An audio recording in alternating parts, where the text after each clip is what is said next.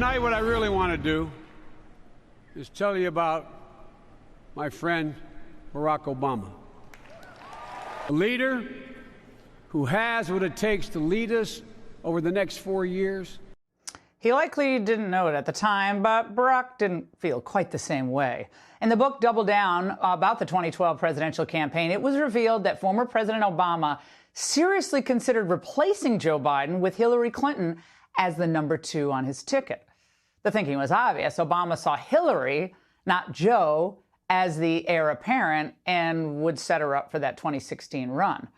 Well, it never happened, but it is relevant to the current predicament Joe Biden finds himself in. He's old and he's frail, and his #2 is widely despised. Enter Gavin Newsom. Now, consider that Newsom has been positioning himself lately, traveling to red states, pulling DeSantis-like moves in his state, like going after a school board and fining them for not accepting his radical new curriculum, running ads, all of that. While some in Democrat circles have been salivating over his replacing Biden, that was never a serious play. Replacing Kamala, though? Who says no? Consider this piece from the Wall Street Journal today. Where's Kamala Harris? Harris planned to campaign extensively for President Biden's re-election, but her early schedule suggests otherwise. So is something afoot? Joining us now is Chris Bedford, executive editor at the Common Sense Society.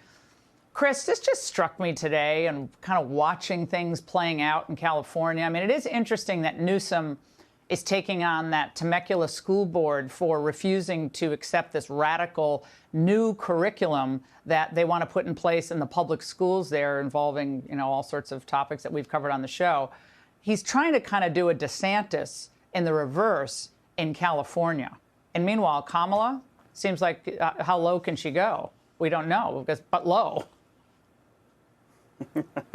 Yeah, Gavin Newsom's really set himself up in the tradition of California as sort of the experimental lab for left-wing ideas and things that we like to make fun of and scoff at, but 10 years later find themselves federal policy affecting all of us, or afflicting all of us is more like it. But the reason why I think in the end Barack Obama didn't go with Hillary Clinton, despite the fact that he knew that she was the heir his apparent successor, despite the fact that he would never end up backing Joe Biden after for president, at least in the race right after, is because when you switch your vice president, it portrays an air of weakness. And Joe Biden's campaign, especially given how weak he actually is, both physically and in popularity in his own party, is not really going to want to, I think, portray any more weakness than they already have. Now, Kamala Harris brings nothing to the table. Chris, let me just jump in. Chris, let me just jump in on that. I'm sorry to interrupt. But in this, I mean, you're comparing Obama, one of the best political campaigners that we've seen in the last 50 years, to Joe Biden, who can't find his way off a stage. I mean, I don't know. I don't know if you can compare those two at this juncture in their campaigns. I mean, Biden needs all the help he can get at this point, in my view. That's true, but remember, Obama was weak on re-election. The economy was bad. His poll number was bad. But his polling was bad. The percentage of people who thought the country was going in the wrong direction made it look like Mitt Romney had a really good chance to unseat him as president. That turned out to not be true in the end.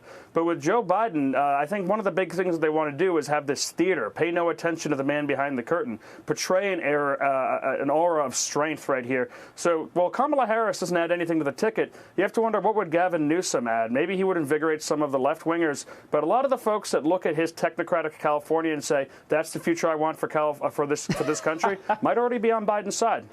Yeah, Chris, Kamala is not going to go down without a fight. If anyone's thinking about replacing her on the ticket, well, listen to her today. We are imperfect, and we must be honest about that to understand then our history, where we've been, and then have a North Star in terms of where we must go. Oh, my God. Chris, she cannot be the future of the Democrat. Dense. She could be a crossing guard, though. She has the good hand motions down. I mean, there's so much buyer's remorse from Democrats, and it's because she was a hire that just fit the diversity quotas, as opposed to someone who actually brought a lot to the ticket. And worse than that, she hasn't done her homework. She's an absolute nightmare as a principal for her staffers, who I'm sure are working really hard to make sure she has more than a few just nonsensical lines to repeat, like maybe explaining what artificial intelligence stands for.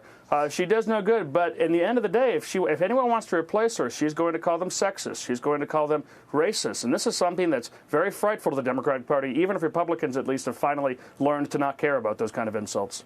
Unless she gets a great job at, let's say, Google or Apple. Just saying. All right, Chris, There's great to always see a payout. you.